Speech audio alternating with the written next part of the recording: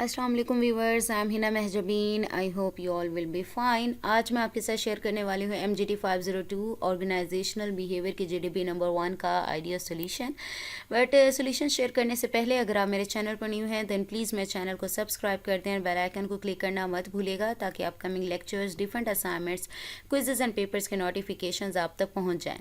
Like भी कीजिएगा, share भी कीजिएगा। Okay ji, let's start from today's GDB that is MGT 502 organisational behaviour. 5 marks की है, आज स्टार्ट हुई और 1 दिसंबर इसकी लास्ट डेट है। क्वेश्चन है द बिग 5 पर्सनालिटी मॉडल। आपने इस पर्सनालिटी मॉडल को स्टडी करना है। कोर्स डिस्क्रिप्शन गिवन है, perception, attitudes and personality.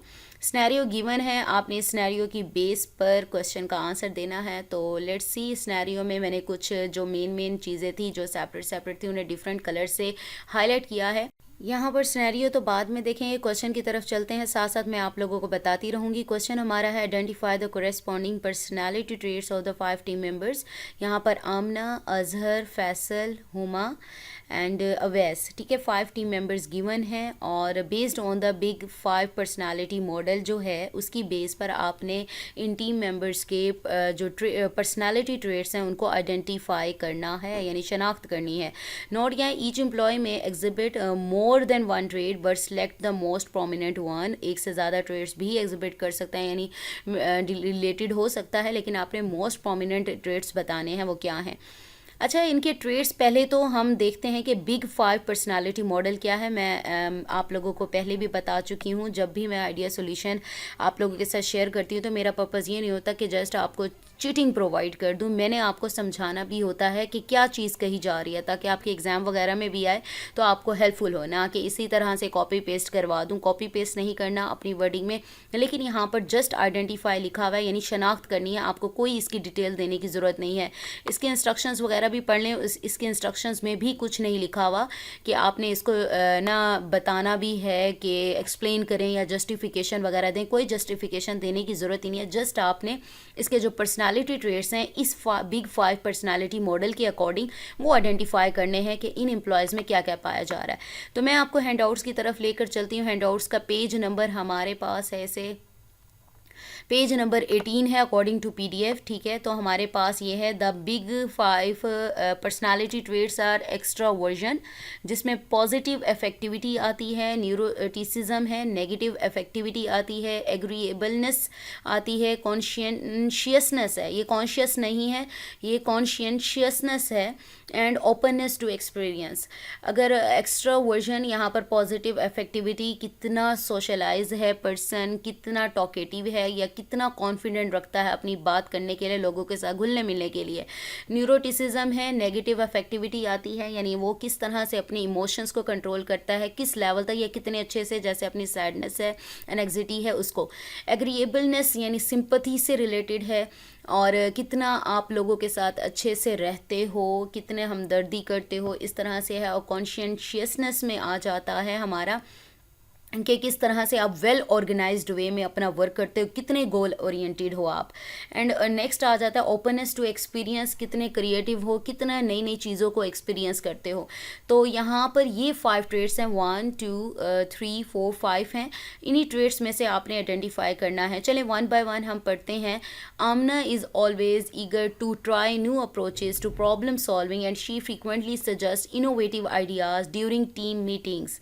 However she lacks long term focus. अगर हम देखें यहाँ पर बताया जा रहा है वो किसी शौकीन है, नई नई चीज़ें ट्राई करती है प्रॉब्लम्स को सॉल्व करने के लिए और इनोवेटिव आइडियाज़ निकालती है। तो यहाँ पर अगर हम देखें तो इनोवेटिव आइडियाज़ है, नई नई चीज़ें ट्राई करना ना इसमें आता है, इसमें आता है ओपननेस टू एक्सपीरियंस, यानी नई चीज़ें एक्सपीरियंस करना, क्रिएटिव होना, ठीक है। तो यहाँ पर क्या आ रहा है, ट्रेड ओपननेस टू एक्सपीरियंस, यानी हमारे पास आ जाता है। यहाँ पर मैं सर्च भी कर रही थी, आप इसकी सर्चिंग और भी कर सकते हो, ठीक है।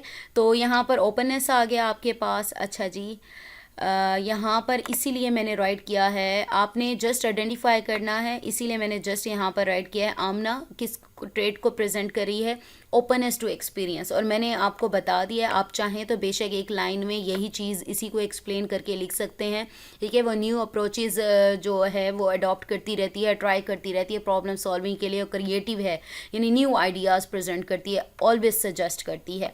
नेक्स्ट हमारे पास है Azhar is highly organised, plans his work meticulously and is known for always meeting project deadlines but worries about other people's dedication.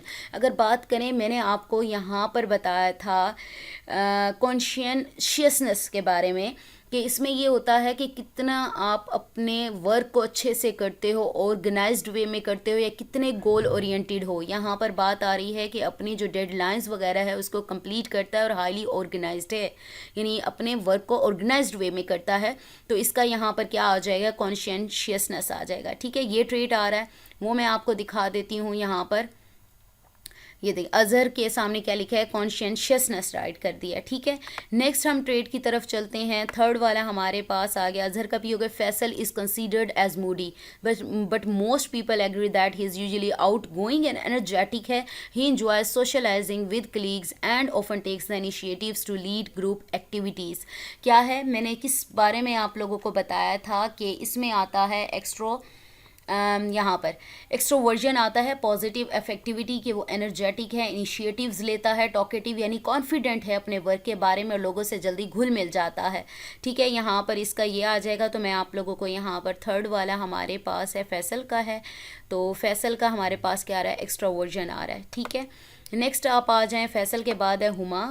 Huma is quiet and generally likes to stay in the background, however team mates से she is compassionate and empathetic, यानी हमदर्दाना सलूक करती है, बहुत हमदर्द है, एहसास करने वाली है। She is also always willing to help her team mates and strives to maintain a harmonious work environment, यानी हम आहंग एक जैसा और मुनासिब वो जो वर्क एनवायरनमेंट है उससे मेंटेन रखने की कोशिश करती है। तो यहाँ पर आता है एग्रीएबलनेस, एग्री कर जाती है भाई, लड़ाई झगड़ा नहीं करती, सिंपथी करती है, ठीक है। तो यहाँ पर कहाँ गया है, एग्रीएबलनेस आ जाता है इसमें, ठीक है। ये मैंने आप लोगों को पहले भी थोड़ा सा एक्सप्लेन कर दिया है। तो यहाँ पर एग्रीएबलनेस आपके पास आ गया यहाँ पर, ठीक है।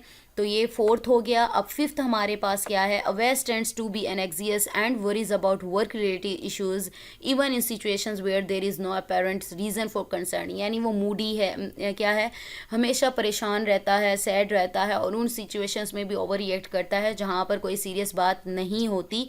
तो इसमें यहाँ पर ये आ जाता है, न्यूरोटिसिज्म आ जाता है, नेगेटिव अफेक्टिविटी, यानी आप किस तरह से कितने अच्छे तरीके से अपने मूड को, यानी अपनी परेशानी, एनेक्सिटी को, अपनी वरीज को, अपनी सैडनेस को कंट्रोल करते हैं। तो यहाँ पर कौन सा ट्रेट आ रहा है, कौन सा आ रहा था, न्यूरोटिसिज्म आ रहा है, ठीक है। यहाँ पर मैंने ट्रेड्स को आइडेंटिफाई कर दिया है। आपको डिटेल देने की, according to your question detail देने की ज़रूरत नहीं है। अगर आप देना चाहें तो जो जो चीज़ें राइट की हुई हैं आप उसको अपनी वर्डिंग में राइट कर सकते हैं, ठीक है।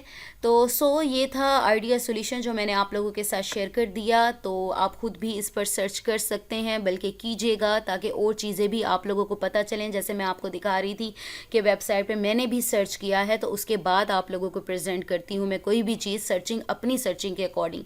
आप इसको देख लीजिएगा। सो मुझे अपनी दुआओं में याद रखिएगा, अपना ख्याल रखिएगा, टेक केयर, अल्लाह हाफिज़।